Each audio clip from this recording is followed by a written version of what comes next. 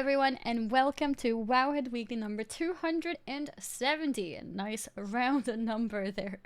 We are back after TBC has launched, so we'll be talking about how that went.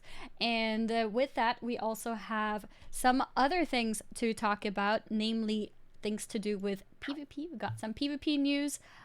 We also have the. Ooh, I forgot the name of it. The Folks and Fairy book, the Tales of Azeroth. That's what it is. Yes, I didn't want to say the wrong name. We got that one to talk about as well, and also show off because Perk has got a copy herself to show us, so that's nice. But before we go into anything, though, let me quickly introduce myself. My name is Annie, or also known as Annie Fuchsia, and my co-host is the lovely Perculia. Hey everyone! Thanks for sticking with us with TBC Launch and skipping the show last week.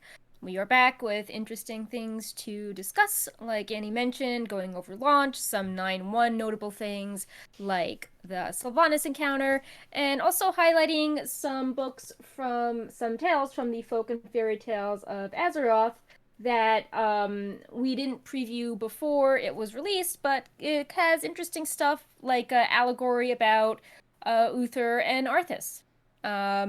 We had a Brightpaw at the intro, but he is not here for the start. Maybe he'll be back.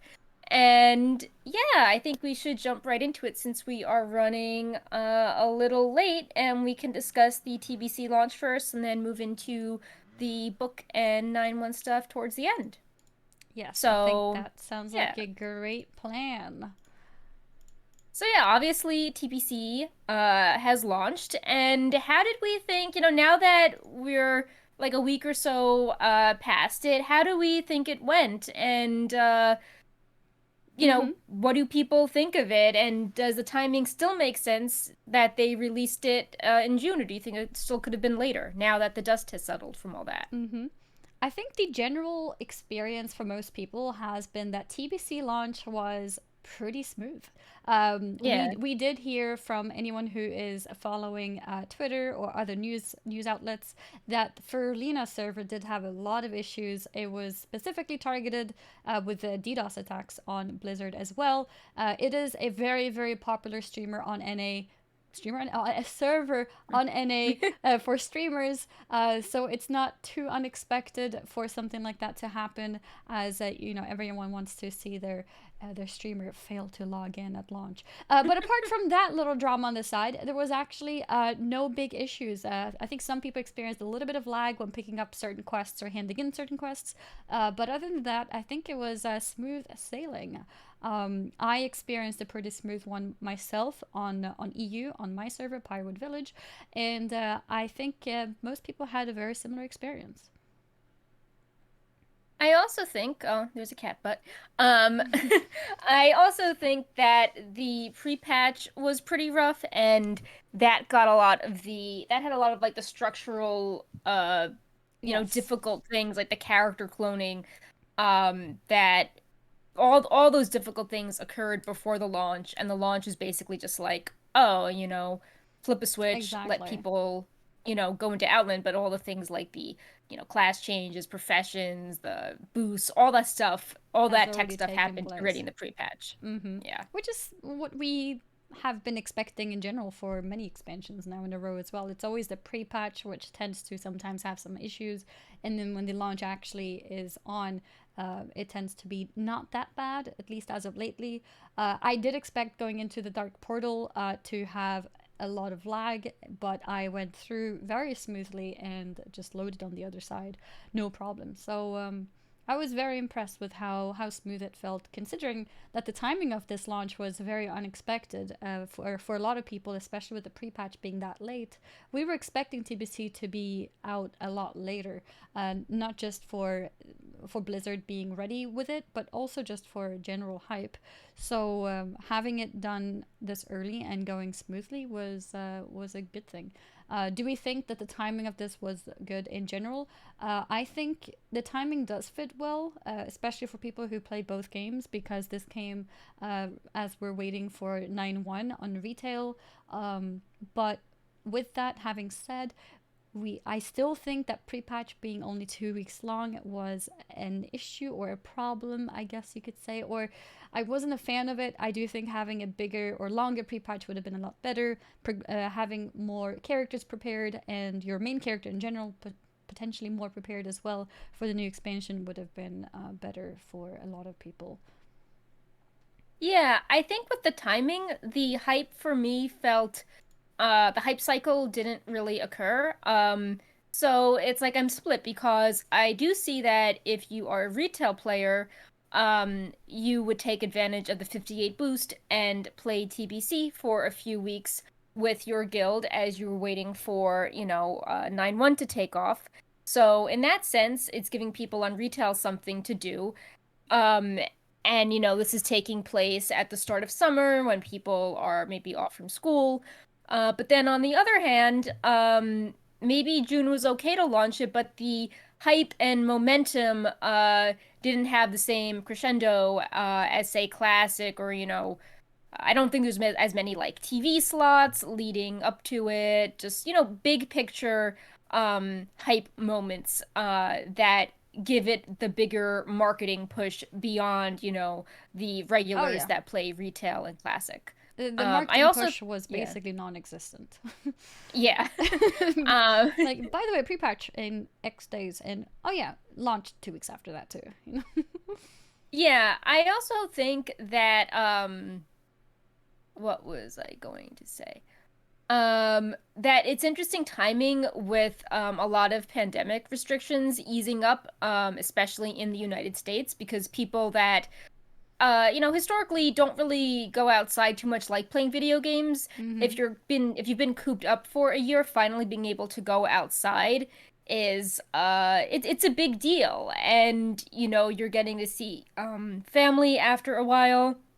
You actually are, excited to, see restaurants, Mm-hmm. friends, just having the freedom to go out places without a mask. So, um, I think TBC is competing with a lot of people's attention, where in the past, oh, it's summer break, people are going to stay inside and play WoW. Now it's summer break and we're finally able to go outside. Yeah. We're actually gonna like take a vacation or like go on a road trip or just have an outdoor gathering, see my, newborn like niece or nephew. I think people are maybe not in the mood to grind so much. So it's like a very conflicted time for I think for TBC to be coming out.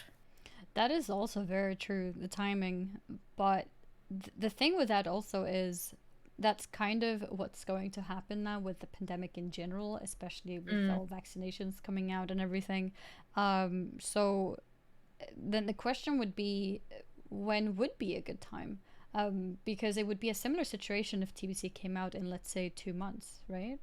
Right. Well, I think it would be similar in that people would be distracted, but it wouldn't be like competing with like the first like The pandemic first restrictions out. just Yeah. lifted. Okay. Everyone Yeah. Yeah. like go out. Mm-hmm. Like I think California, they're going to be lifting some big mass restrictions on June 15th. And like Mm-hmm. that's the day after the arena season starts. So it's like, Yeah. casual arena or like first day without needing a mask in Mm-hmm. a lot of places. You know, it's it's like Yeah. No, I very see what you difficult mean. to go Mm-hmm. between. Yeah, at the beginning, that's when Yeah. people really want to push it fast and go out and do something. And then after X amount of time, they're like, yeah, you know what? I'm kind of Yeah, I'm ready happy to go being at back home. inside. Yeah. Yeah. But I mean, I do think that there are strategic reasons to having it in June. But I think that the pre-patch should have been a lot longer if that was the case, and the marketing hype should have been like Yeah. pretty relentless then. Like since BlizzCon line, there should have been things going on which we didn't quite have. Like leading up to Classic, they were interviewing old developers. There just was True. like a lot more stuff leading up Mm-hmm. to it. There were those weekends where everyone could play Classic to test out server things, and a Yeah. lot of People that should have build been up able to just do that wasn't there too. there. Yeah. So, Mm-hmm. No, you're absolutely right. I think there's a lot more they could have done to hype up TBC. Maybe Blizzard felt like it's not worth it because people who don't play aren't gonna play anyways. But I do think with the possibility of getting the boost, that a lot of people would have, honestly, with the right marketing, I think a lot of people would have gotten the game at least to boost the character and to check the game out. So I think there could have definitely been a bigger spike of interest at the beginning if everything had been done properly. A longer pre-patch, perhaps 6 weeks, and yeah, some more on TV screen kind of things, like you said, potential interviews or other type of talks, just to hype it up again, instead of what we had instead, which was bad rumors. Basically, Yeah, like everything it was with only TBC negative. was just like everything just sort of leaked out with TBC from the very start, from that survey last year to the BlizzCon line leak on the PR site to the release date popping up on the Heroes of the Storm launcher. It's just been like Blizzard has not controlled their narrative. And I Yeah, do think that if they had a longer pre-patch, it actually would have appealed to retail players as well, if a lot of them are checking out TBC as a guild now that mm-hmm. there's Nathri has been cleared. It's like, well, maybe these retail people didn't raid all the classic raids in between, but they could have had fun checking out Naxxramas. They could have Yeah. spent a few weeks gearing up, and then as a guild, they could have done that, as they were bored with Nathria. So I feel like that was a missed opportunity to hook the retail crowd in more as well. Mm-hmm. For sure, for sure. I think a lot of people on retail have been Yeah. waiting for content for a long time. But yeah, Are you hearing scratching? Because Brightpaw's going to town on something. no, no Okay, it's scratching. behind the microphone, so we're Okay, fine then. okay, yeah, good. Okay. Um, But yeah, do we think the patch cycle is going to be faster with TBC? I kind of feel like it has to be, because there's less like leveling content, and the content is very similar to what we see on live servers. So I feel like they're going to speed things up more than classic. I think so too, but at the same time, I hope not, because I actually like the longer time in between, especially with the completion sort of aspect of things. Hmm. I'd like to max different reputations, and not just the current ones, but also like Netherwing and other kind of reputations later on. And if the raids go too fast, then it feels more difficult to do those outside things, or not outside things, filler things, I guess is the Hmm. better word for it. So I'm hoping that there's a little bit like of decent time in between things. Yeah, I'm curious how that's going to work out, because, as we heard in the PvP interview, it seemed like the large gaps in Shadowlands weren't intended. Yeah. And, Blizzard originally didn't thought that, you'd rotate between like a retail update and then a classic update, from 2019 interviews. But now it's like, well, are they going to just, go harder on the TBC stuff if the Shadowlands new stuff will take longer to develop in general? So, yeah, I Mm-hmm. wonder what's up with that. Um, Yeah. I also think, which, we can discuss. Why don't we discuss the esports now, and then we'll highlight the Wowhead updates. Blizzard Yeah, I think announced that that's there's going to fitting. be a Mm-hmm. TBC Arena Tournament, and Which as is you know, and I really feel like interesting. between, yeah, I feel like between that and the great push, that they're trying new esports formats, trying to adapt to the time, because a lot of people do like TBC Arena. So, um, if that turns into something big, that could maybe be a reason why Blizzard would stagger things out more with TBC to have like proper tournaments For and each season. seasons. Yeah. That's a good point. Yeah, because so Yeah. talking of WoW Esports, if you guys haven't followed, we had the Great Push, which was a new form of Mythic Plus tournament, I guess you could call it, Hmm. and that was new, and a lot of people were very excited to see that it was on Twitch as well, and not on YouTube. Yeah. And the reason for that is because when the contract that Blizzard made with YouTube was done last year, that was covering what they had at the time, which was the AWC and the MDI. So the Great Push is, a new thing. So it's outside of that. So Blizzard were allowed to stream it wherever they wanted to, and they chose Twitch, as we could see. This probably means that the AWC will also be on Twitch. Or wait, I'm not sure if it's going to be called AWC. But the TBC AWC, yeah. Yeah, TBC AWC will probably be on Twitch as well. And that's really interesting because that means we now have, in a way, 4 formats of WoW Esports on like a regular basis, potentially, if it does turn out to be popular. And that's really cool to see. I did not expect them to do an arena tournament for TBC. And now we will see it.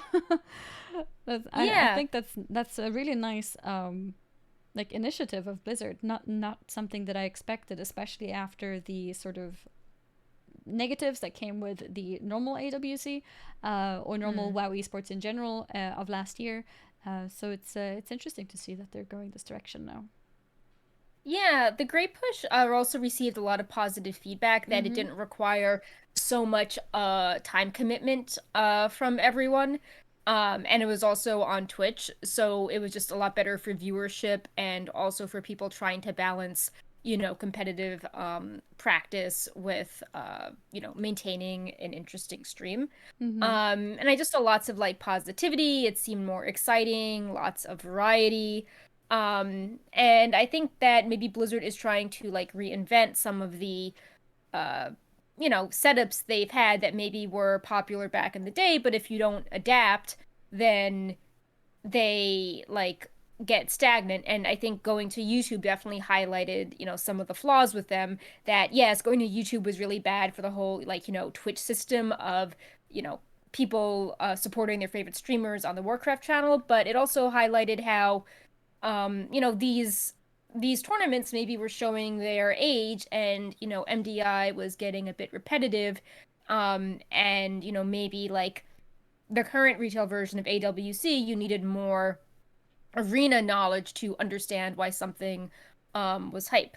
So I feel like a lot of people prefer the TBC arena style. Like people look back on that era pretty fondly.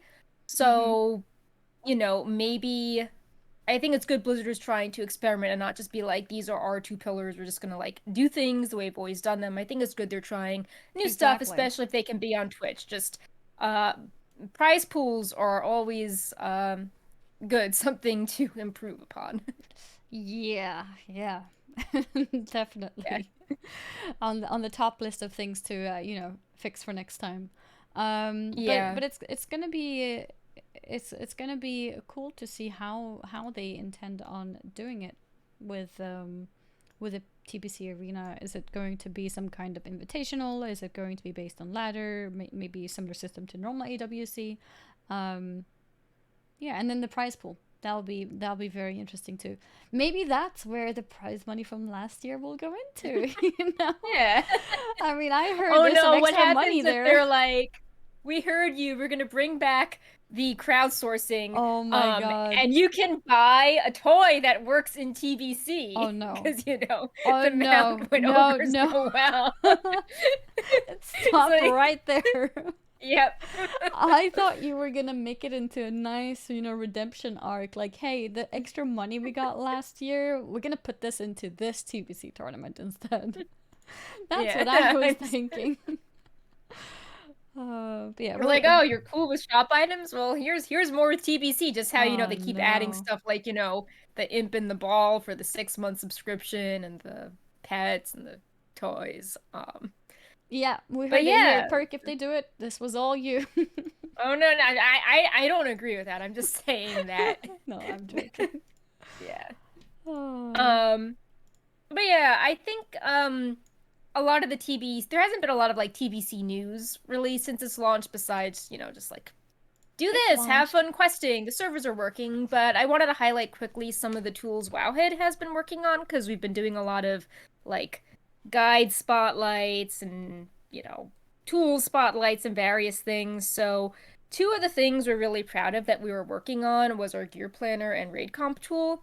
The gear planner tool has been updated for TBC, and it allows for greater customization of stat weights than our classic tools. So if you have a list of weights, you can input them into the tool and then autofill it, and you can do things like assign stat weights to gems, like meta sockets, a lot of stats that were added in TBC. You can select more stats combinations than in the past. And I think previously the tool just let you autofill things with presets. So more customization, and we can also embed a gear setup in guides. So you'll be seeing our best in slot guides having this really nice interactive gear planner tool, so you can Mm. see your like ideal setup and then like all the stats you want to go for, along with any talents that buff your stats. So really excited about that. I know a lot of people like, playing with it to prepare, their raid gear as they're waiting for their guild to start clearing things. Mm-hmm. And the raid comp tool also got a facelift. It has a new layout, which I think I mentioned last time, but something really new and exciting is that you can now enter your raid roster names into it, and the link will save all of that.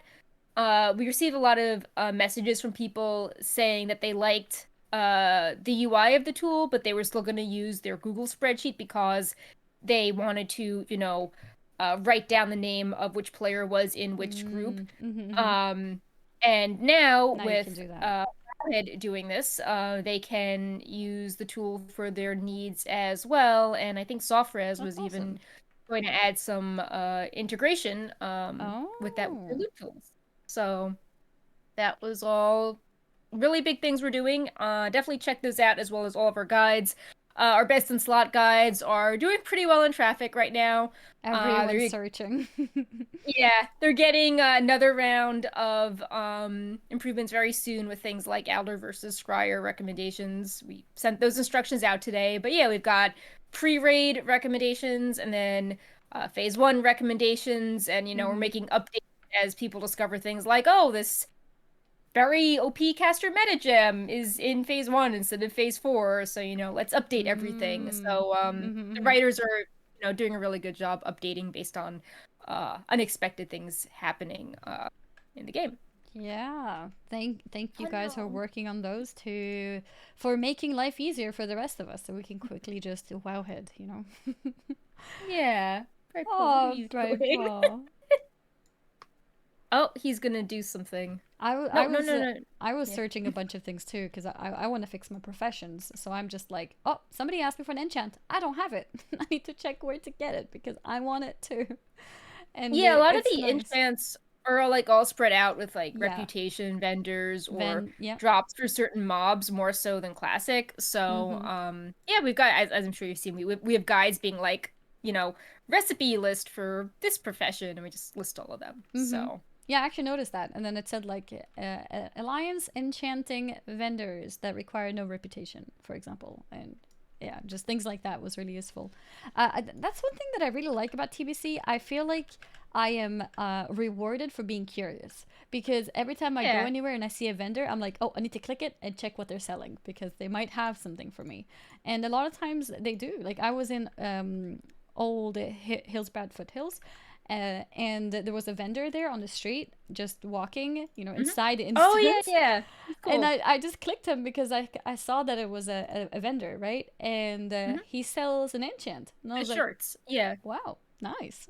I need this. Yeah, Click. something I like about TBC is that I felt that they had like classic was, it's like pretty sprawling where you have big projects like, you know, like get rank 14 and do this after many months. But I feel like with TBC, you had um like you had these like manageable projects. So if you just wanted to spend like a few hours like tracking down all the weird vendors or doing Mm-hmm. something fun, you could do that and feel accomplished, and there was like a beginning, middle, and an end. Or you can make a little mini game out of, like hunting down rares that did certain things, or like, grinding Kurenai rep. There was lots of like medium Many different effort projects. Yeah. games you could do, and it had like a kind of fun collecting vibe. Or just like, I even liked how there was like the Area 52, there was the engineering vendor who would, if you logged in at the right time, you could buy like some expensive,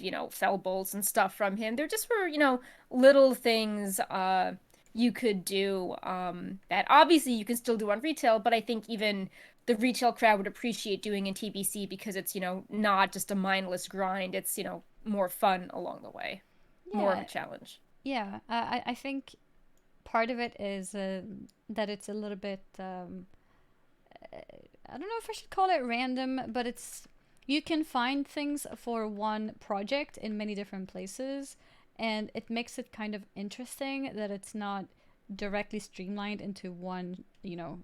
This is the path, and that's it. Okay, now you're done. Like profession on retail, you kind of have like you level until max from the same guy, and then you're Yeah. done. Obviously, we did have those profession quests in was it BFA or Legion? Legion had them. I think Legion was fun. Yeah, That was I like think I that think that was was okay. inspired by Yeah. TBC too. Mm-hmm.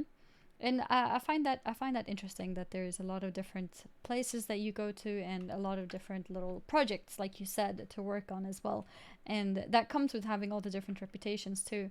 And it's not by doing dailies that you're then locked to. You can just farm as much as you want or none at all, and that's fine too. Even things like rare spawns, like that was, um, like there was like the set rare spawns, and some of them dropped, interesting pieces of loot, and that's fun as well. Or getting flying and then like learning about all the flying only areas. Like there's just you feel rewarded for exploring in TBC. Yeah, I think that's it. Feeling rewarded for exploring Yeah. because there's surprises in different places. Yeah, and like when you look back at it, the story with TBC is kind of like not super cohesive from a lore perspective, but TBC just works because I think the gameplay and the stuff to do was really fun at the time, and you didn't need to like, read a bunch of books in order to like appreciate a big moment. It just was like, I want to do something, and the stuff I'm doing like feels really Mm-hmm. exciting to, sink a few hours into. Mm-hmm. And then something which can be annoying, admittedly, but still I Mhm. find interesting now at least, is with professions again, how you choose specializations. So me as a tailor deciding between Shadow Weave and Spellfire took me some time, and I was just sort of sitting on it. And I guess we had the decision between Elder and Scryers too, and then now with professions Oh, we that's have been to. super popular on Wowhead. Like, what do I Which one choose? do I choose? Yeah. Yeah, because people Yeah. like to like min max. But at the same time, it's not super important to pick the correct one. So it's I don't know. It's pretty cool to have some different branches of things. Like people talk about the Yeah. Aldo and Scryers thing is kind of like picking a covenant, but it's it's at least like not that deciding factor, not that big of a Yeah, deciding it's an factor. enchant. It's not like you can't get these, 10 mounts and like four Yeah. sets of armor and abilities, and it's like an enchant and a neck. Yeah, like I saw this enchant and it was sold by the Scryer's vendor, and I picked Aldor for my warlock. And then I Mm. was like, oh no, I can't access that enchant unless I'm a Scryer. But then I found out it's sold or trained by other people too in other places, so that makes it okay. So it's more of a it's an advantage for the scryers to have it nearby in Shattrath, but anyone can get it, and I don't know, it's just put together quite nicely. So, I mean, this was the first expansion that had flying, and you could, I mean, not that people are better about gold making now, but, uh, you could there weren't any attunements. So while it would take some time to amass the gold, you could fly in, phase one of Burning Crusade. It wasn't like, well, you have to earn half the requirements now, and then like when Black Temple opens, you can finally fly. It was more of that was available right at launch. So I think, when Like the people are time saying, gating thing. yeah, people are happy they don't have that time gating aspect in TBC. Mm-hmm. Like you can do things on your own pace. You can go hardcore or you can take it casual, and it's fine. Yeah. So I'm sure we'll discuss Classic more in future weeks. Next week the World Bosses and Arena season Oh yeah. is opening. Mm-hmm. But why don't we highlight some interesting stuff from this folk and fairy tale Yeah. book, which is super pretty. So, Sounds like a there's good a link idea. there. In fact, I'm gonna zoom into you here. There we go. Cool. So this is a really pretty art book. As you can see, it's got Mm-hmm. like gold embossed on it on the front and back. It's a really nice display book. Um, and trying to find a page that has uh, an illustration on it that looks neat. Um, but yeah, all the pages are very it's very pretty as well on the inside.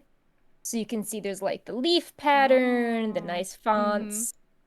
Um, so it's definitely, it's a collectible you can be proud of. Here's another example of how the illustrations are woven in so you can see the path of the roses and the characters and the leaves and the text around it. Oh, the text is like making space for the image. That's very Yeah, so cute. it's very just like, and here's another example of a full color illustration. Mm-hmm. So, yeah, so I know leading up to the release of the book, it's now out for everyone.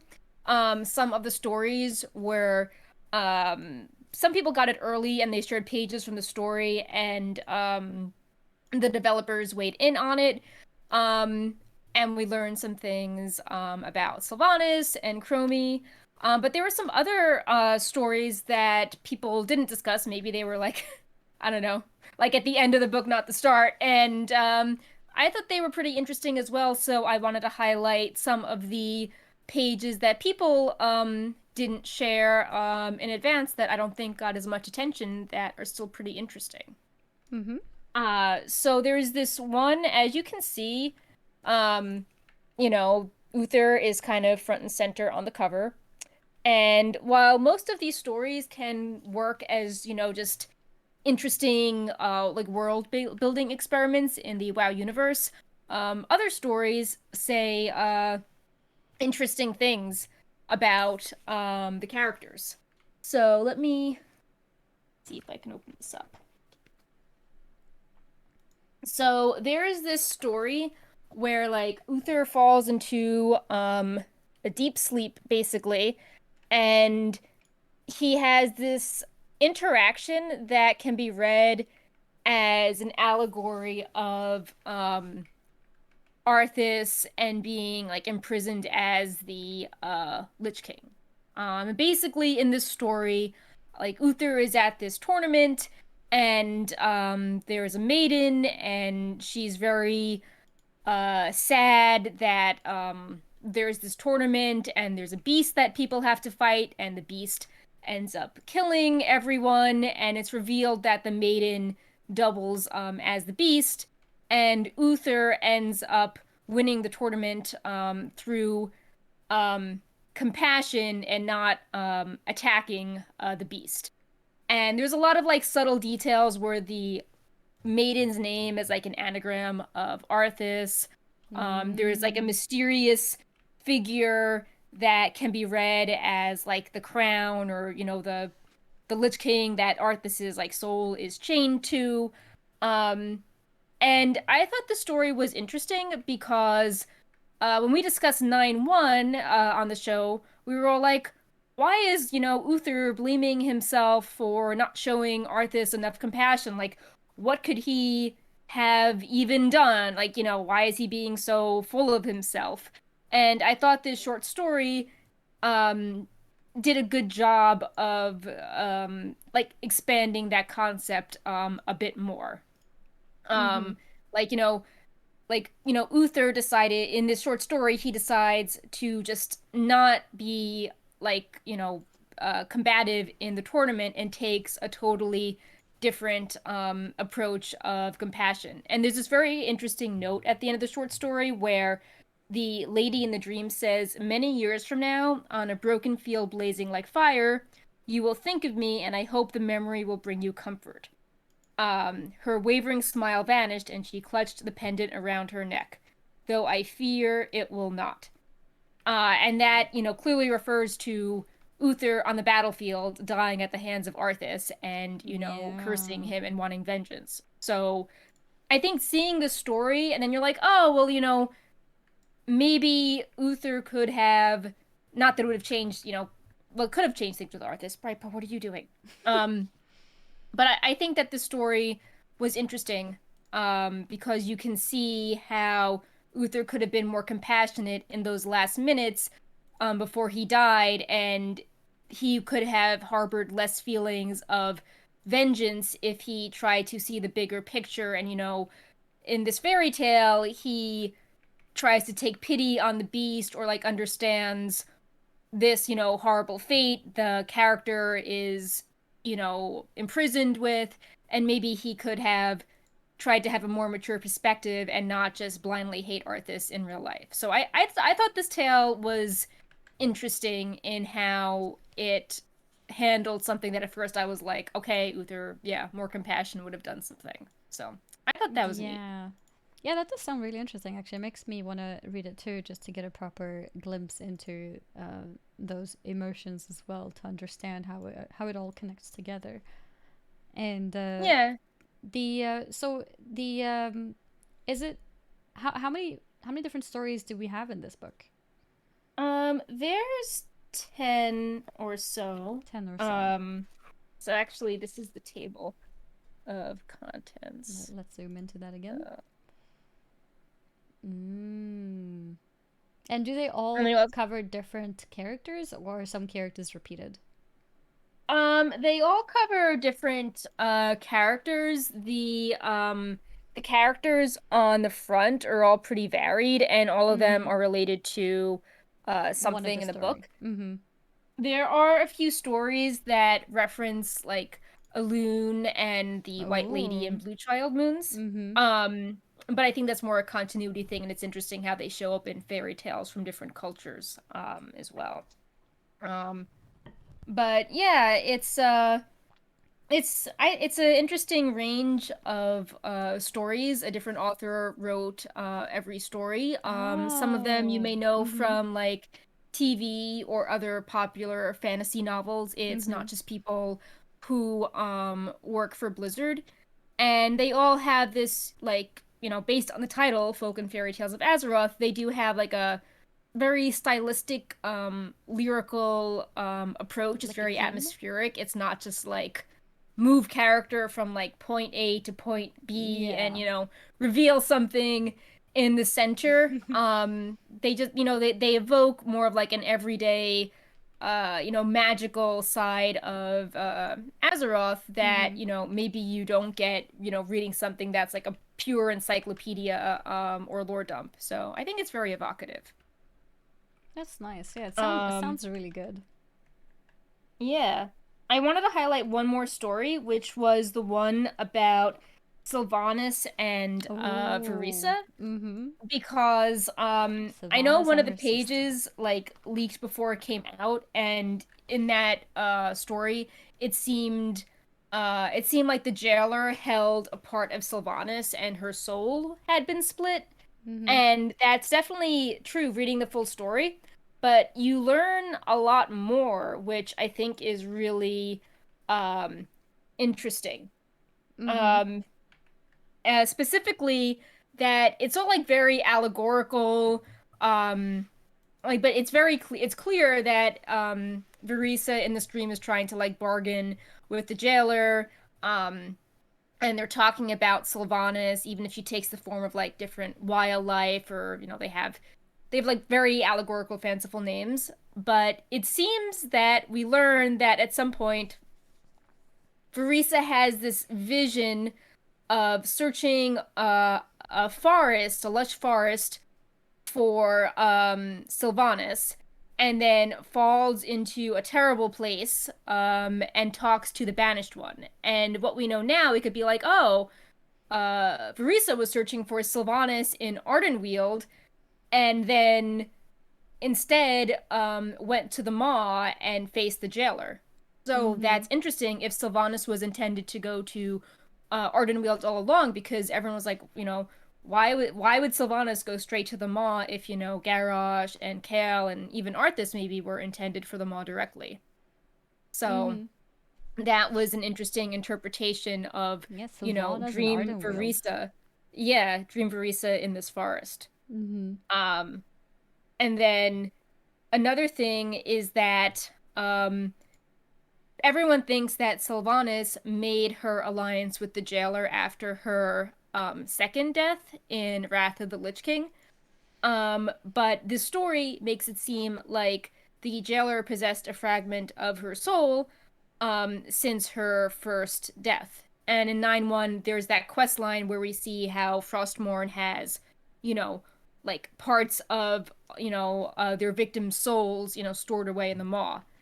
So that's interesting because the story makes it seem that when Sylvanas first died at the hands of Arthas, um, part of her soul went straight to the jailer, which makes her story, pretty sad because if she thinks that she's been in control, but the jailer has been, taking this part of her soul the whole time, Yeah, like it what would makes that all of her, mean? How much yeah, how much how much power does that mean that he has on her by having a fragment of her soul? yeah, it could also be a easy out for Blizzard to explain away some of her personality shifts over time if the jailer, has part of her, um, personality. Like I mentioned, the story was talking about allegories. Like sometimes the characters are called, courage or sorrow or love, and it's like, what aspect of Sylvanas' personality did the jailer, steal away for himself? Mm-hmm. Um, and I think we're going to see that explored more. I mean, I don't know, but I think with the Sylvanas novel coming out, even the cover of it has that duality with the alive Sylvanas Yep. at the top, like, in the blue with the golden hair and looking more peaceful. And then on the flip side, the undead Sylvanas in her other armor. Mm-hmm. So I do think that this concept of like these two paths for Sylvanas, the one that should have gone to Ardenweald, that had all facets of her personality. I think that will be explained in the book, and then we'll also have this other side of Sylvanas that is, really into free will and making her own choice, but maybe there'll be this reveal that the jailer had part of her soul all along. I don't know. I mean, I'm undecided on it because Yeah, like do we want her yeah. to just be redeemed based on, well, the jailer had part of her soul, so she couldn't help it. Um, it just, yeah. Yeah, I don't know if it What are your cheapens the thoughts? character or Mm-hmm. not. Like it, just like, oh, actually, like she wasn't in control of any of her actions. It's just like, oh, well, it's just Yeah. it's not super satisfying if you think you understand a character and then in Shadowlands it's like, oh, the big reveal is that, we know why she This made her wasn't her. choice even if you disagree with it. And now it's like, oh, well, actually, like her choice was based on having part of her personality, stolen by this evil character. So, Mm-hmm. I mean, I'm sure the book will be interesting. It's just, it seems that there's going to be a lot of nuance there, and a lot of it's very difficult. What is Brightpaw doing?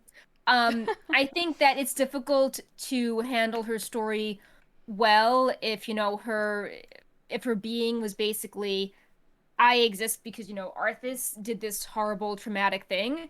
And, it's another layer of trauma if it's now, I thought I was, you know, getting my life back together and, feeling assertive, but actually I was being controlled by this horrible being all along. Like it's a very dark story to tell, and I think that Blizzard didn't handle Teldrassil super well, so I hope they don't you Yeah. know, handle if there's another layer of trauma added to her story, um, it can go wrong very quickly. But So, it's so difficult though yeah, because what yeah. is a an ending or a potential story progression of Sylvanas that would feel decent for most people? Because Yeah, I think they've written her into a corner, no matter if you yeah, like her or dislike her. it's Like, really difficult. just yeah, and I think a lot of people that, you know,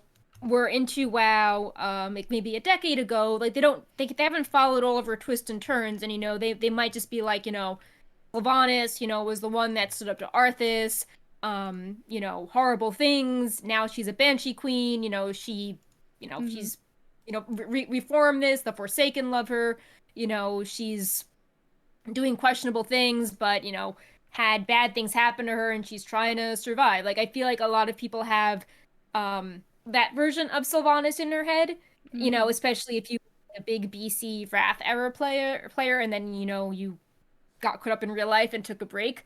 So they know like the early version of her, but they may not be totally up to date with the nuances of Teldrassil or, Mm-hmm. the Fourth War or like all these split personality things happening in books. And it's just a lot to understand just how some people were confused by what's going on, with the helm of domination. Like, oh, actually, it's tied to the jailer. Like, it feels like a retcon because we didn't, the jailer did not exist in Yep. Blizzard's minds 10 years ago. But it's just when you think of one version of a character and then Blizzard throws a curveball, um, casual people may not be aware of all those things. They Mm-hmm. just have their old version of Sylvanas in their heads, and now it's like, oh well, actually she did all these things that you're unaware of, but she did them because of this other new character that you totally don't know about. It can get really complex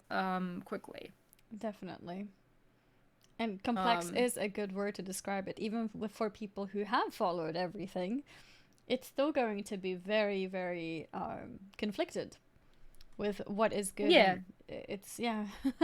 I don't know how Blizzard is gonna tie it together, but it's gonna be terrible regardless which direction it goes. I feel like there's Yeah. no way that I would be like, yeah, you know what, that feels good. Yeah, it's just I mean, it's so tough because they've also been deliberately not telling her story For so to long. right, because they want it to be some big reveal, and it's like in Game of Thrones, like you keep delaying the mystery, and then when it's revealed, someone's going to be um Ah, Game of upset by it. Thrones. Yeah. Like Yeah. Game of Thrones So I too, you know how they built up so many characters that in the end, yeah. the last like 2 3 episodes, they decided to just, let's garbage all of that anyways. It doesn't matter. Go back to Yeah. before any arcs were ever written.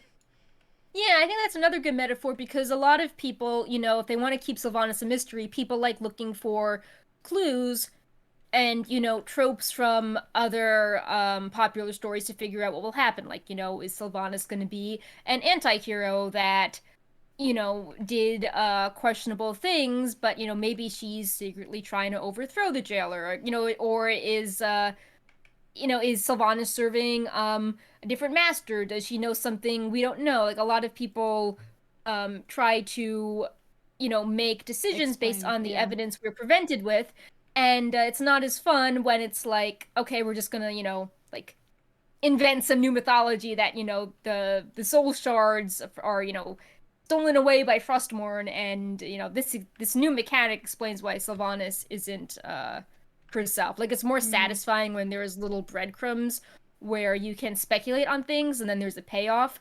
As opposed to having like something come out of left field where it's like, oh, this thing we said was true was actually not true, and then Mm-hmm. you're like, oh well, now my theory's out the window. So I do think That that if they yeah. had like a Sylvanas focused quest line or something, people could understand her better, but then that would spoil their big mystery buildup, I suppose, surrounding the fight and this book coming out. But yeah, I think they've extended the mystery with her too much, Yeah, I think and that's what it is. It's been extended too long. yeah, Yeah. especially bringing this jailer like new muddled character into it that many Mm-hmm. people aren't familiar with. Mm-hmm. um it's just like a hard like there's so much new lore being thrown into this jailer that it's hard to tie up the story. Like when her story started, the jailer just did not exist in Blizzard's consciousness, and Mm-hmm. now it's like the jailer is responsible for everything, the Yeah. helm, the Lich King, Sylvanas' first death, this Yeah. allegiance. The It's like the Sylvanas story is did this definitely because taken a of turn. this. except Yeah. he didn't exist at the time. But let's not talk about that. Right. And I think what you touched upon there too, talking about how the mystery has just been prolonged for too long, I think that's also a huge issue because the Sylvanas character has existed for so long, and people have no doubt made lots of extended theories and analysis and everything to try and put a personality or character dissection together.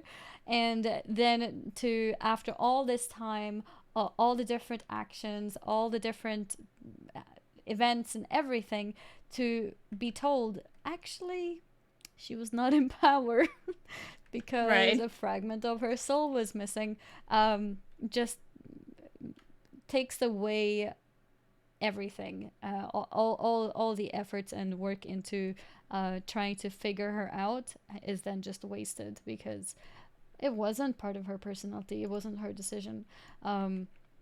So I do hope, even with a fragment of her soul potentially being held by the jailer, that it wouldn't have a huge impact on the personality. I think it would make more sense, or it would feel better if she decided to do the things she did because she thought that they would, lead to better things, not because, oh, well, she was mind controlled. Yeah, I mean, hey, this book could also be another case of, oh, it's an unreliable narrator, like, Theresa wasn't in her right same frame of mind. But the way the tale is presented, it's, she has this dream and she doesn't remember it at the end. So Yeah. to me, it's like, well, to me, that is someone, the narrator is someone from Blizzard who's like, I want the player to know about the story, even if, like, logically Verista doesn't remember it. It's like, who's the intended audience? The intended audience is us. Mm-hmm. Um, and it explains why it's a very clever way of not having Verisa, if she doesn't remember this, Verisa can't be like, oh yeah, guys, check the jailer's room for the spare shard. Yeah. Um, Check the jailer's room. yeah. Yeah. But yeah, Nice little it's, quest. it's very curious to see how this will all play Mm-hmm. out. And I think that we can talk about a 9-1 topic, which is finally seeing the phase 3 Yes, of very the fitting. Sylvanas fight. Yeah. Mm-hmm. So this might be a little bit of spoilers, but it's things that we have seen with the PTR, or is it beta? PTR? PTR. Yeah.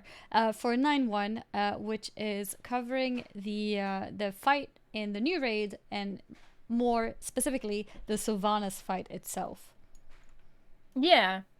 So we previously covered how we knew there were 3 phases, and we know that it starts on top of Torghast, and then Sylvanas flies through the air, and there were big data mining hints that we end up in the Arbiter's chamber, because the jailer has been after the Arbiter's glowy orb this entire time.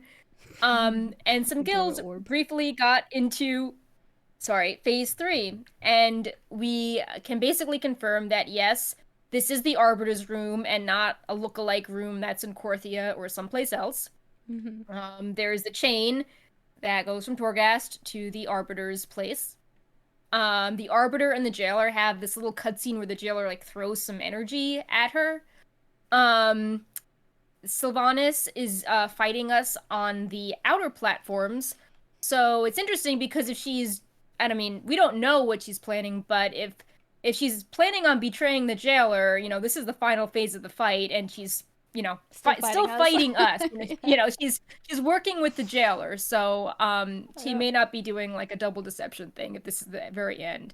But the very interesting detail is that Anduin is present, and he's fighting Mm-hmm. Thrall, Jaina, and Bolvar in the center platform. And if you try to like go over there, he'll, basically you can't go over there, he'll like one shot you. Yeah. And Anduin has Big boy very and. interesting Mm-hmm. abilities.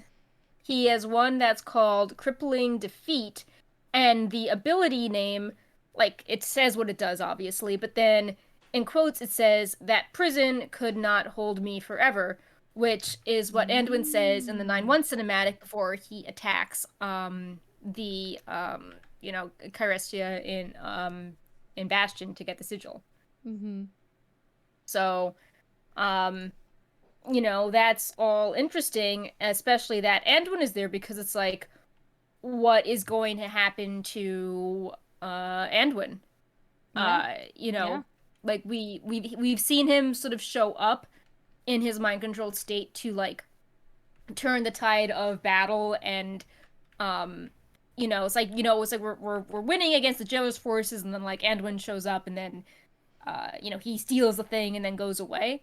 So it's like what is he going to do here? I mean, it's still unclear if Sylvanas is defeated or if she escapes and leaves behind a chest. And now it's like, well, what's going to be the case with Anduin? Is he gonna sacrifice himself?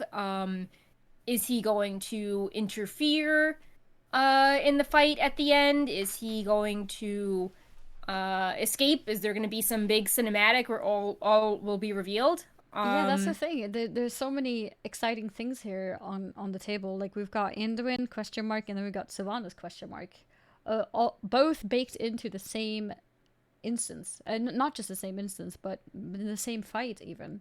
And it makes me feel like I think it's too much information to have both stories end there. So then the Mm. question becomes, which story will end there? Is it going to be Yeah. Sylvanas? Is it going to be Anduin? Who's going to get away? And who are we going to see in the future? Who are we dealing with now?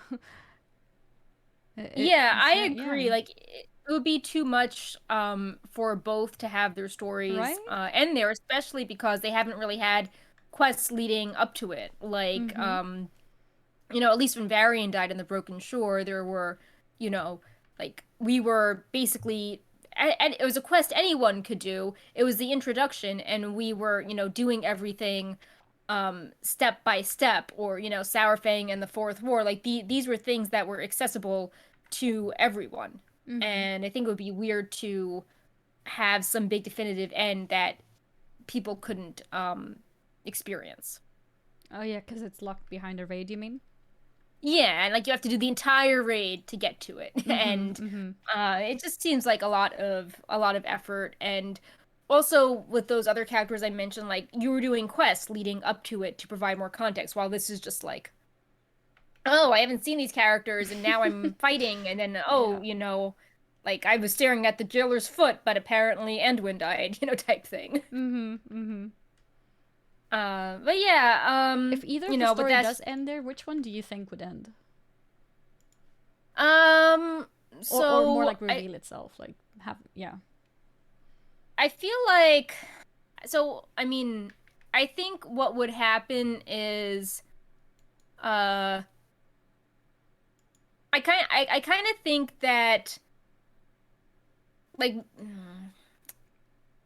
I think that they'll escape but go in different directions. Like I think Sylvanas might if the shard thing is real, that she might realize that her soul was something happened to her soul, and she would like go off in search of it. Um and I feel like since Thrall and Jaina are trying to rescue Anduin, maybe we get Anduin's like body back, but he's not fully himself. So in a future patch, we have to figure Mm. out how to like, where is Anduin's soul? And there could be like a free Anduin bit in there. So I think there could be. I think it could split in two different directions. And Sylvanas would remain a mystery until this book comes out, and they want everyone to read the book. No shade to the actual people writing and That's a editing good the book, point. but Yeah, the book as yeah, well. Mm-hmm. I think it's going to be like, we have Anduin, but we don't know how to um, heal Anduin. Sylvanas mysteriously disappears, or realizes something is up with the jailer. This book provides more context on Sylvanas, and then there's like a resolution in the future. Mm-hmm. Which that's I didn't put this in the notes, but we also learned that there wasn't going to be a BlizzCon this year since Oh the yeah, last show. that's true. So Mm-hmm. do we think, like, how many patches do we think are left in Shadowlands? Like, do we think that this is going to be like Sylvanas 9-1, and then is there just going to be like one more patch wrapping up the jailer? I Because hope Blizzard, not. has been so drawn out with the pandemic, or do we think there's going to be like a 9-3 where Arthas or someone else returns? I feel like Shadowlands had so much potential and still does, so I really hope not. I don't want them to rush the next expansion just to fit the whole 2 year cycle thing. And I hope they do take their time and do a 9.3 as well, because at the moment, especially, the lore is the stories with the jailer, Sylvanas, Anduin, Sergeant Athreus, even everything is a mess. Really. Yeah, it's a Uh, lot of new things to throw at people at yeah, once. a lot of new things and a lot of older characters too, like Sylvanas and Anduin having very, very interesting turns. Um, it would be a waste to end it too quickly. I'm afraid that it still might happen, but I really hope not. Um, I do hope that Think, they take their time to tell it properly. yeah, I mean it's funny because it seems that um the thing that brings, like we've seen on Wowhead, what brings the traffic spikes are things like Expansions. TBC is out, or like Shadowlands Yeah. is out. It's the big patches that tend to get a lot of attention, and branding something as an expansion um gets more hype than if you brand it as a patch. So I don't know if they do Yeah. this, but it would be interesting if part of the new expand, if some of the 9.3 stuff was part of the next expansion story, if they really wanted to stick to a schedule. Like, because that Yeah, that could that be a could way to happen. actually Mm-hmm. get people, hype about a story. Like imagine if Visions of N'Zoth was part of an expansion as opposed to like a tacked on patch at the end that didn't satisfy anyone. No, that was really bad. We were fighting Yeah. an old god after so long, and like that was it. Like nothing else happened Yeah, after that. so yeah, So you're right. It it could be an important enough event to be moved forward and um, studied more in the next expansion instead. That's definitely a possibility. But I'm afraid that it will get soaked up, or it will get drowned into all the new expansion things as well. yeah. Like you're forced into potentially a new zone. I mean, although they could have an expansion where there isn't really any new zones, or not many at least. Yeah, But I mean, if we go back to Azeroth and address things like Teldrassil and Undercity, that true, that can mean that there's not a lot of new like zones, so you have to, revamps instead. Yeah, yeah. I think that would be good Um, on Blizzard resources too, considering pandemic and delays and everything. Maybe we don't need a whole new area zone.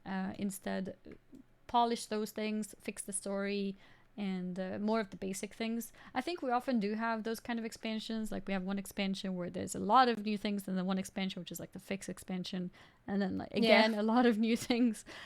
So it could potentially go under that type of radar. Yeah, that's what I'm I think thinking. also that if they were saying that Shadowlands introduces a lot of cosmic forces that could play a role in the future, that it's important to get it right, because I don't have much Mm-hmm. emotional attachment to the Arbiter right now. I mean, the Arbiter is kind of like a punching bag that just kind of sits there, and then, in this jailer fight, the jailer just like comes up and it's like energy at you, and Yep. like I keep hearing that, oh, the jailer is evil, and the Arbiter must be protected, but I don't have much, I don't have like an emotional investment in the Arbiter like I want to do, protecting Anduin, for example, Yep. or seeing what happens to Tehran. So Mm-hmm. if all these forces are so important, I think it's good not to rush things and instead try to make their stories more interesting. Exactly. Mm-hmm. So, I agree. And I think a lot of the time when you have different characters, and the reason why one would not feel so invested in one is because of time. A mm. lot of times you just need more. A lot of times you need more time to get invested into a character. So it's good to not rush things too fast with stories. And I think that was part of the whole old god thing with N'Zoth as well, because it Yeah. happened so fast. Um, Well, there were we so many stories. It was like faction war, Yeah. then there was like Sylvanas mystery, and then there was the night elf Mm-hmm. betrayal story, Mm-hmm. and then there was, Kalia Menethil, and then there was like the intrigue going on in the BFA zones. separate from the faction conflict, like, Talanji and, Rastakhan and the coup there. Then you had, Ashara and Nazjatar and, her deal going on, and then you had Old Gods, and there were so many stories that Yep, could all have been expanded upon, and you just were for going from like sure. major character, and like you would have Tehran get big development in 8-1, and then she would just vanish, and you'd be like, well, why isn't she fighting Ashara, her Yeah. first arch nemesis, from hundreds of years ago. And it's like every character got a few months in the spotlight, and then they were just like, banished. Or, Rathian comes back in 8-3, new model, looks awesome, wants to help Anduin. And now it's like, okay, Anduin is stolen by the jailer. Hey, Rathian, where are you? Do you not care Yeah. about this anymore? Like, he's, it's just, it's like there's It was only a like so mess. many major characters on the stage at one time, Yeah. and it's Sometimes like it's tough luck important if you're to. not one of those. Yeah. Sometimes it's good to keep those numbers a bit lower. Have fewer characters, fewer events, to just focus more on the important ones. Another, the whole thing with the old gods again. It came, like you said, in an expansion where a lot of other really different things happened. A lot of people have, for expansions, expected an old god expansion, and then we meet an old god as part of the last bit of a faction war expansion, and it feels kind of disappointing, in that sense too, that it just sort of ended there and that's it.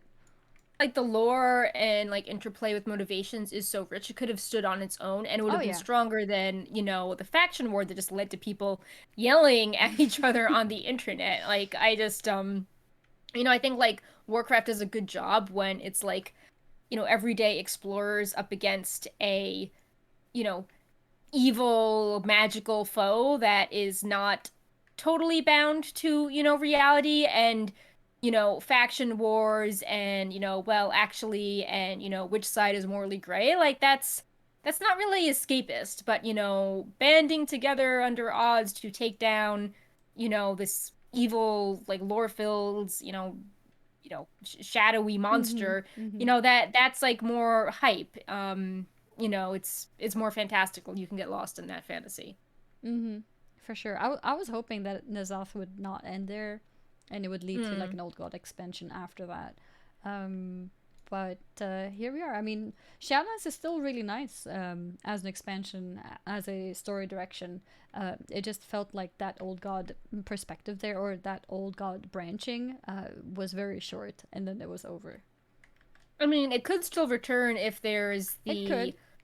the, emphasis, like the teasing of the Dreadlords trying to meddle in all aspects of the cosmos. Mm-hmm. It could be like, oh, well, let's check in on all these other groups. And, Ilaria is playing a big role in Stormwind leadership in Anduin's absence. And she, has visions that maybe one day the balance would be disrupted and she would, serve the void. So that could be something. Mm-hmm. Um, but yeah, definitely felt a bit uh tacked on and not given its proper weight at the time. So Mm-hmm. I wouldn't want that with a Shadowlands. No, exactly. I And we were wouldn't want even like a cheap 9-3. exactly, and we were even told that, or we weren't told actually. I think it was due to data mining. I think we discovered that there was meant to be a 835, but then it was cancelled. Oh, Yeah, there were some like VO lines and they were labeled as 835 as opposed to mm-hmm. 8-3. Mm-hmm. So I don't know if that So we was might have for missed internal use, but things. yeah, Yeah. there was something there hinting at that. Mm-hmm. Um, why don't we play this cutscene quickly? That was kind of highlighting the, show don't Some. tell dilemma where the Mm-hmm. Arbiter is just kind of like chilling and everyone else is like, the Arbiter is important. The Arbiter is important. This is why we hate the jailer. It's a really short cutscene, but I think we can play it. I believe this occurs at the very start of 9-1, kind of getting all the players up to speed. Mm-hmm. Let me just quickly get it here on the screen, and I need to make sure that the volume works. I think this should be good.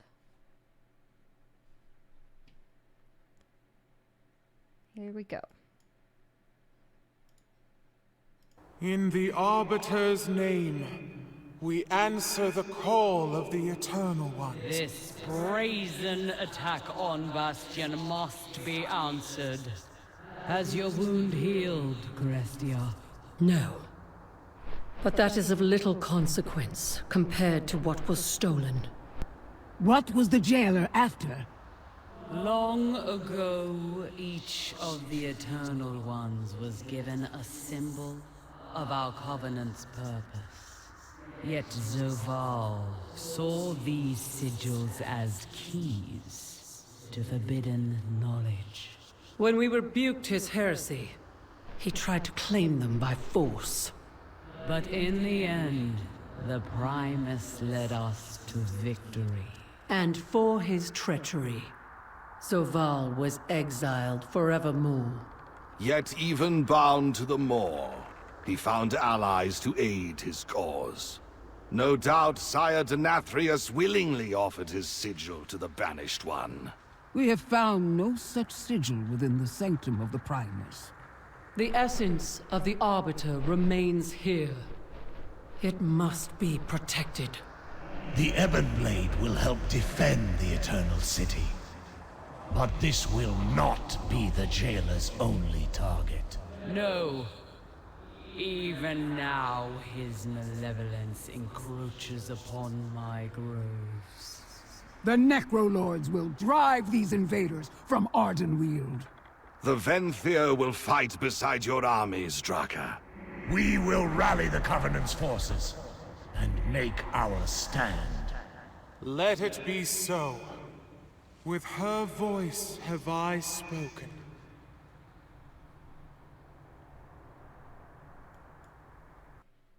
Yep. There it was. Yeah.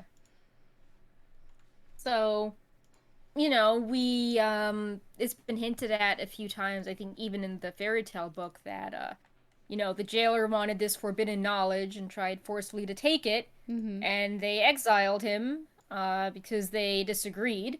And now the jailer is, you know, trying to steal their essences once more with the Arbiter as the final prize. Yep. They refer to me, him it's still- as the Banished One and also as Zoval. So I guess Zoval yeah. is like his normal real name, yeah. Yeah. Yeah. But you were So, saying? I mean, there's still. I mean, it makes more sense. It's, you know, pretty logical based on what was hinted. But there's still a question of, like, well, why is it forbidden? You know, you're you know, what catastrophic thing would occur? Like, I feel like they're still holding something back from us in this speech, and maybe it would have made more sense if we saw these leaders being, you know, badasses in action. But right now, you know, the Arbiter's just been slumped over. The faction leaders have been really struggling with the Anima situation. Yeah. And their realms are, you know, kind of a mess.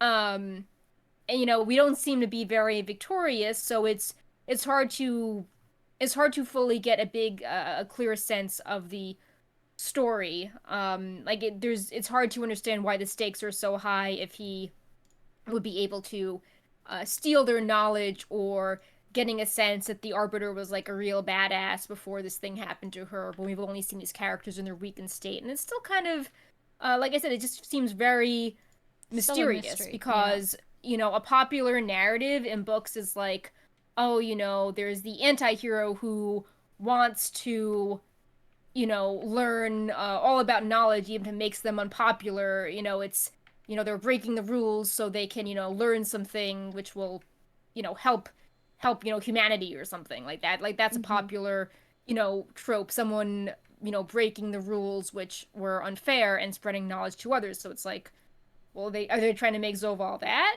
But, you know, he's clearly evil if he's creating the Lich King. So I still think it's a case of they're trying to move the narrative along and giving us crumbs, but we kind of need more at this point, I feel.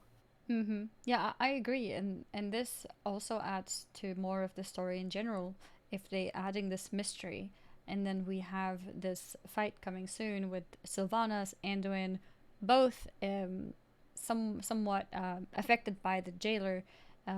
Where does that bring us at the end of this expansion? Are we gonna come to some kind of answer at the end about the jailer who apparently has been, pulling strings and everything for a very, very long time, not just now, and what could it mean for all of these characters? Yeah, and it's like, well, what are we gonna do if we defeat this character who apparently was, Who apparently was controlling the everything. universe, basically? It's like, well, who are we gonna blame now for things going wrong? Yeah. We're gonna pull back another curtain, and then there's gonna be like mega jailer that was, manipulating that jailer. So yeah, the jailer was in fact not in power, because there's the mega jailer who is the true evil. Yeah. So, to wrap the show up, I think we wanted to just highlight some of the end game notable things that happened in the last few PTR builds. Notably, there was a PvP interview, and some that was really cool mythic to see. Yeah, like I feel the PvP thing didn't reveal a ton of juicy news bits, but it was really good to see it occur. And then on the flip side, we had these like really juicy Mythic Plus discoveries around the time of the Great Push and no interview. So I kind of feel that if we had a PvP interview, a Mythic Plus interview would be pretty great too. True. So, but in giving it a bit of context, though, we had the who was it? Was it Sloot and Lore talking? Morgan Day, maybe? Yes, with Morgan, exactly. So when that happened, I remember on Twitter people saying, this is nice and great and everything, but can we ever potentially have a PvP interview? Because we've had so many different kinds of PvE interviews, rightfully so, right? There's many different aspects of PvE, and a lot of people who play one aspect of PvE do tend to play all other aspects of PvE as well. And Sloot commented on this interview, I remember as I was watching it, towards the end, that I think he might have asked like one or maybe he asked something general about PvP, but he didn't really dive into it. And he said because he himself doesn't feel comfortable enough to do so. He doesn't feel like he is the right person to be asking questions, but that he does hope that there will be a more PvP oriented interview in the near future. And I remember on that day that we had, that's why I was thinking about Lore. Lore was in the chat on that day and said, we're actually thinking of doing something like this very soon. And so this must be the PvP interview that they had in mind at the time, which is really nice to see that we managed as a community show enough interest to have a talk with Blizzard about a topic that may not be as popular as PvE, but is still now on the screen for us to be able to potentially give some direct feedback or just hear thoughts behind things and everything. And I think that's really nice, because a lot of times PvPers do kind of go under the radar of not getting much information about things, because it's less I don't actually know why. I guess it's less popular. PvP is just generally less popular than PvE. PvE is much bigger, and so there's more interest to have PvE interviews or PvE questions answered. So it's nice for PvPers to finally have had one. I feel like PvE is tied to new systems, which again, sort of going back to the marketing thing, like you can promote like a new raid coming to the game, or like Shards of Domination, or just you can promote new, marquee big picture things that will go on a game box through PvP, through a PvE interview. But with PvP, it's like, oh, well, like it's a new season, or we want to explain how balancing has worked in the last year. And there's the metrics from it are more difficult to quantify. But I mean, I think it's good if you can keep your user base like really happy and trusting you with interviews like this. Even if it's a smaller audience, I think it's still nice to have that. So because I think at the end of at the end of the day, it's important that all the small communities of the game are happy and healthy for the overall health to be better too. Because if the let's say that if the PvP community is generally happy, then they're also more likely to do other things in the game too, and that's the deal with all the different aspects of the game. So I think it's nice, even though there was not much said during the interview that was new or interesting. It's still nice that it happened. Hopefully Yeah, we one get to thing see I some did more. see some discussion about that they were talking about the size of rated battlegrounds, and you know, they were like, oh, you know, we kind of like the idea of 6 versus 6 rated battlegrounds, Yeah, and like thinking maybe of we even should just do completely yeah. removing 10 men. Yeah, so that seemed to get a lot of discussion. I mean, I don't think something like that would occur in the middle of Shadowlands, but it's just good to know, kind of going back to what we were saying about like esports at the start, that, you know, maybe Blizzard launches something and it's popular at the time, and then they don't do updates and it becomes less popular. And, you know, rated battlegrounds, you know, they used to be really hype, you know, 10 years ago, and the system hasn't gotten a lot of updates, so maybe that is in need of a different perspective to, you know, have people give it another shot. Yeah, Maybe 10 man is just 66 works hard. better. 10 Yeah. man is just difficult. Like PvP is very heated compared to PvE, because it's a lot more to do with a lot more personal interactions and a lot more variety in what happens. So this is also why a lot of times there can be more toxicity as well, because it's people against people. So teams feel worse about losing. Like if you wipe to a boss fight, you just wipe to a boss fight. But if you lose to another team, it feels worse because now this other team won, and maybe you don't like somebody who's on that other team or something, and then everything and becomes more personal. talking. Yeah, like there's a person on the other side, not like oh, you know, it's a pre-programmed boss. Exactly. So you're angry at the enemy as well, and then you take out that anger on your own teammate who you think is the reason that you lost the game, and then it becomes really really heated and really toxic really quickly. So a lot of people end up getting tired and scared even of playing RPGs, or like PvP in general, but RPGs makes that even harder because it's such a high requirement, like getting 10 people together. So I do think it would be healthy for WoW in general, in terms of rated battlegrounds, to have a form which is smaller for 6 people, perhaps. I think that would be nicer, and having that game mode, and then after that could think about better reward system. I think could make that a lot more popular. Yeah, I do think that these interviews in general are good, and the more you do of them, the better they are, because if you just do one and like you get sidetracked discussing something like conduit energy or covenant swapping, people are like, oh, I don't like how this debate ended, and like now I'll never hear from Ian again for the next 6 months. But I think if you do these more regularly, it builds up, trust, and the developers can get more comfortable doing them, and you could. I just think that you'll get into more of a communication groove, and eventually you'll agree on something the developers are saying, or you'll see change, or you'll get better context behind a decision.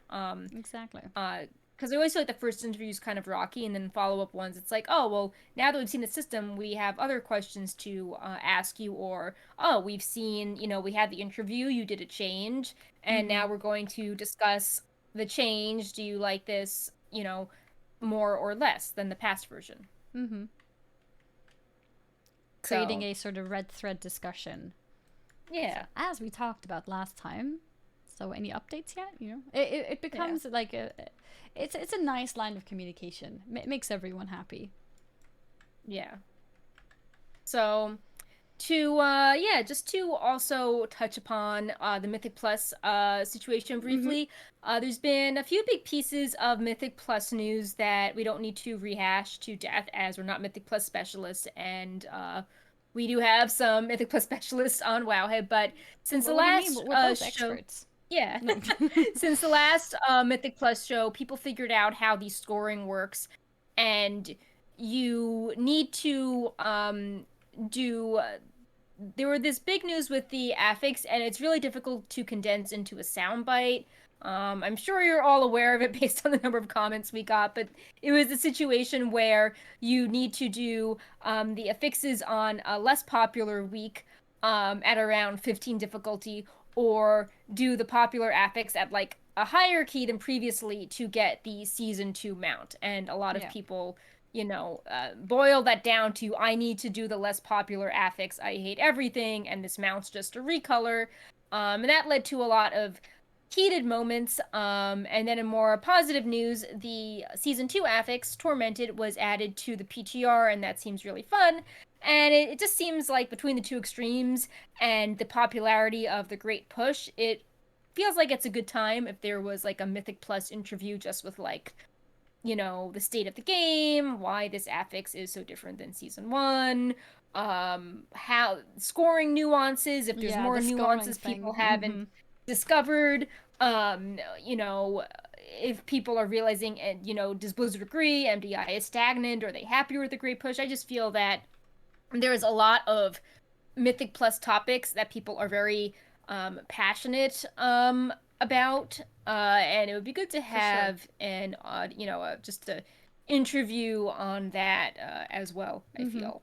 No, definitely, especially with the scoring system being a new system. Scoring system. It's always nice to go over new systems to remove confusion and just having things clarified and made simple for everyone to understand what's going on. Yeah, because a lot of people are running dungeons and noticing scoring things based on their experience, but these are people that are just doing stuff for free, and maybe they will have understood 80% of the system but aren't aware of some other hidden part of it. So I think it would be good to just clarify those sorts of things. Definitely. But the Tormented system does sound pretty cool. With the different lieutenants.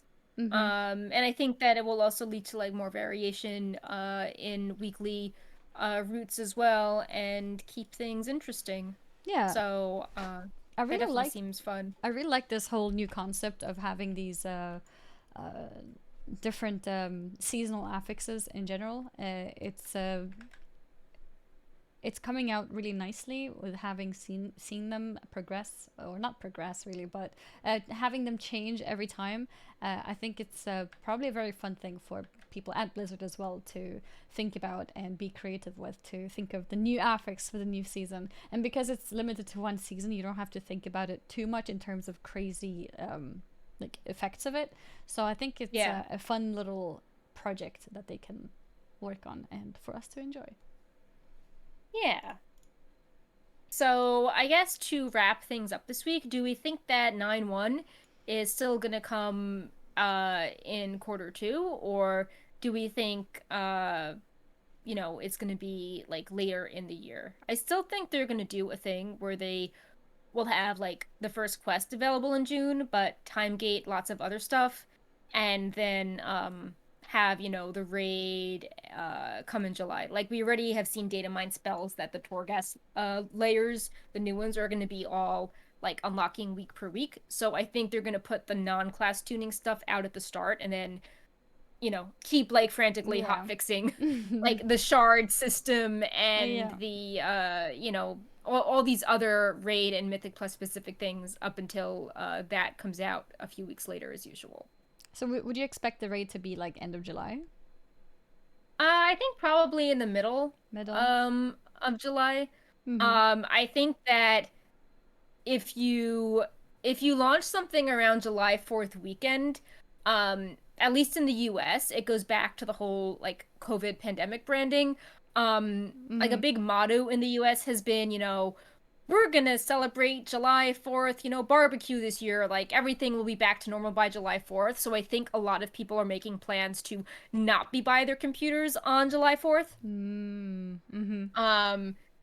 I think it's just like, taste of freedom again, go to the beach, have an outdoor barbecue, don't have a mask on, smell, delicious things.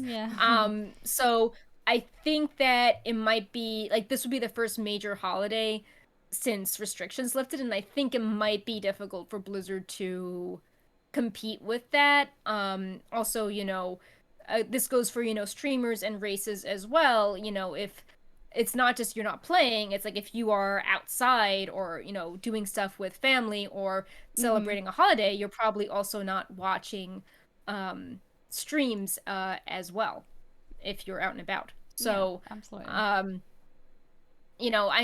If Bobby Kotick is like, well, this has to release on a date, it will release, but I definitely think that they should be mindful of the pandemic vying for people's attentions, especially because the WoW user base tends to run older. So it's like, these are people that might be like, oh yeah, like I have a young child now, like I want my, I didn't get to celebrate, my child's first birthday with his family. Like, I'm going to make sure, they have a holiday to celebrate. While, another game might have, like, their average age be, a 20-year-old, and they wouldn't have those same, thoughts in their head. Not the same planning necessary. Yeah. So. I guess with, we probably won't see anything before July. So if 9-1 is there somewhere in July, maybe the beginning of July is the 9-1 as like as a base, and then we have the different layers coming out, and eventually the raid as well, and that puts July, August, and September in the same quarter. So I could definitely see that they would potentially, for quarterly reasons, not have to rush it. As I don't see them having 2 raids within that quarter. Right. So it would make sense for them to not rush it then, to not make it too early in July. I'm also just double checking the date when the Sylvanas novel comes out. And that novel is released on November 9th. Oh. So we still have a ways to go before that comes out. And I assume that will be, if there was like a plot twist in it, they would want that leading up to another patch, maybe like Kalinka mentioned that there was going to be a 9.15 patch. Okay. He's like, oh, like, this in the PvP thing, it was like, oh, we consider, I think it was like tuning in a 9.15 or like, oh, a UI update. So, maybe we'd be seeing an update around the time this book comes out. Like, we saw Before the Storm and Shadows Rising, those came out leading up to the pre-patch, and those needed to go out beforehand because they had, pretty big like lore reveals. So I feel like maybe Blizzard wants to do something in November if this book is coming out then. Interesting. That's so far though. Yeah, it is. Like, I don't know, maybe they want 9.2 then? Like maybe if Sylvanas, I don't know, escapes or is finding her soul, or plot twist, maybe there would be like a story patch in November that could follow up on the aftermath of that fight, or the book would like directly lead into some quest line with her. Maybe they're planning that. So we're probably not going to get another raid with another Sylvanas fight. That would be weird. I think that'd be weird. Yeah, very weird. But maybe, like you said, that there's some kind of soul searching of a kind going on there, and in the time where we're wondering what's next, we get this novel to then get a little bit of we get like an Anduin patch if this novel is like Sylvanas is gonna make this choice, and maybe we get a aftermath of whatever happened to Anduin type deal. Yeah, I actually forgot about the novel being in November. That's a really long break. Yeah, like the novel is all frame. Yeah, like it's like her final task: secure the fealty of their prisoner, King Anduin Rin. To succeed, Sylvanas will be forced to reflect on the harrowing path that brought her to the jailer's side and reveal her truest self to her greatest rival. As her moment of victory draws near, Sylvanas Windrunner will make a choice that may ultimately come to define her, a choice that's hers to make. So, that definitely, it makes it seem like there's not too much left to her story if her final task, like the word final was used, it wasn't like, oh, her most recent task. Yeah. It's just like, this is like her final thing. Like, that's her final purpose. Maybe it's and then and then when it's a choice that's hers to make, that also furthers the theory that maybe the past things Sylvanas was doing weren't really her choice if, she was tricked in some form, where she thought it was her choice, but it really wasn't. So maybe when Sylvanas figures things out, or there's no more mystery, she is actually going to make a choice that she is actually in control of, as opposed to like, oh, I decided to work with the jailer, but he's been like secretly holding on to a part of me all along. Yeah. So, but yeah, I guess we'll see soon. I mean, this is It's June gonna be 7th. interesting to see how this unravels. Yeah, I mean, if Blizzard always gives you historically 2 weeks notice before the end of a PvP season, that means that, haven't heard anything this week, so 2 weeks already pushes us kind of towards the end of June. Yeah. And so 28th, so maybe it 29th won't as be in earliest. June. Yeah. Maybe TBC is doing strong enough to where Blizzard's like, yeah, okay, we already got our surge release in, and let's avoid the whole pandemic going outside weirdness and not compete with that. I guess we'll see though. Yeah. Yeah. It'll be nice to see. And with that, the show is wrapped up. We covered everything that we Yeah. wanted to cover, so that's nice. Talking about a lot of TBC, and we got some of this lore stuff going on in the Tales book, and also these speculations and thoughts around the Sylvanas and Anduin stories. Yeah. So Good stuff. I think that's it. I don't see a Yeah. Bright Paw. I see 2 subs that I'd like to thank. I see Oh, yeah, Aegis let's do with a that. 41-month resub. Oh wow, awesome. Really long time. Thank you very much, Aegis. And also Lincoln with the exact same time, 41 months as well. Thank you to both of you guys for supporting Wowhead for so long. Thank you, thank you. Yeah, thank you. And yeah, well, if Brightpaw is not here, I guess it's time for a high five. Yeah. Oh, he's not even in the room. I'm very surprised. I have no idea where he is. But yeah, I think we can do a high five, and we'll maybe have him back next week. Yeah, so. I think that does mean that it's 41 months since I joined the show, which is crazy. That's awesome. It's been a really long that is time. a long time. Yeah. That's awesome. So, but yeah, let's go. Yeah. All right. 3, 2, 1. Yeah. We did it. Yay. We did it. Safe games online. Very much social distancing. Thank you guys very, very much for watching. Hopefully the things that we talked about was interesting. We always try to take a look at chat to see if there's any questions being asked, and then we try to answer that. If you have any questions in the future as well, don't be afraid to come in and ask us. These shows are live on Twitch. We do them every Monday, and they afterwards get uploaded to YouTube, so you might be watching this on YouTube right now. And if that is the case, if you would ever want to watch us live, you can follow Wowhead on Twitch to then be notified and join us when the show is live, as we will be reading the chat if there's any questions or any thoughts of what we can talk about. You can also feel free to give us any kind of feedback on the YouTube video itself, the comment section.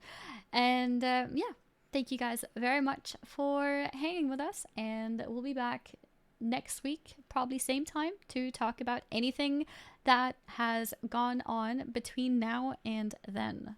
So yeah, and that's it from us.